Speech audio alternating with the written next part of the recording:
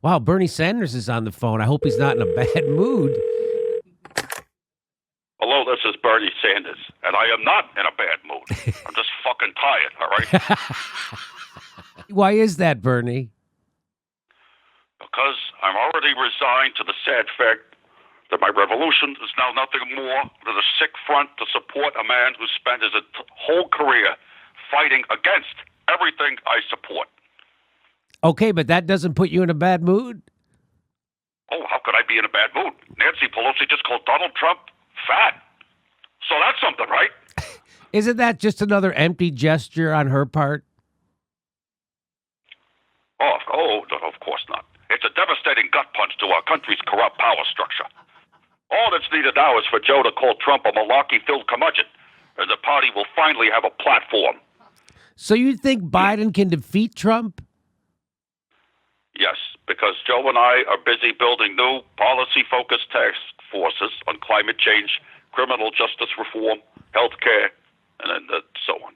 Come on, Bernie. Task forces? That's why people don't take you seriously anymore. Fuck you.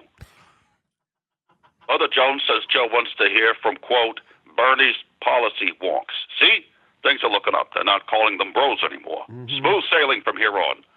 We're in the loop. Who's on these task forces anyway? Some fresh new faces. We got John Kerry on climate change, Eric Holder on criminal justice reform, and Pramila Jayapal on health care. Well, she's good on health. Pramila Jayapal. Last time I saw her on Twitter, she was using her Republican talking point, like saying access to affordable health care. Don't be ridiculous. That's a Democratic talking point. And what if Joe Biden doesn't pay attention to these task forces? We have a task force for that. It's called the Task Force. It's smooth sailing from here on in, bud. It's in the bag. Is that what Biden told you? Not exactly. We haven't spoken in weeks. He doesn't know how to answer his telephone. Hello, I can't hear you, he says. You got the mute button on again, Joe. It happens every day. He tries calling me with the mute button on. Then he'll say he called me back 5 times, but it's not my number he's calling.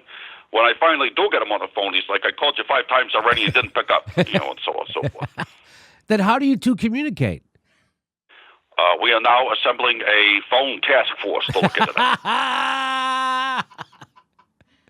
So it looks like your unity task forces are populated by Biden, Harris, Obama, and Buttigieg surrogates who lied about you for over 2 years. But Alexandria Cortez is in there somewhere. Yeah. Look, I respect Joe Biden. And when the party moves, Joe Biden has always followed. The party has always moved to the right. With these task forces, we're a shoo-in. Oh, and another 90,000 American deaths shouldn't hurt Joe's chances either. That really says a lot about Democrats when their ace in the hole is Donald Trump's deadly negligence. If there's anything I hope we learn from this painful epidemic, it's that we must create a government that works for all, not just wealthy campaign donors.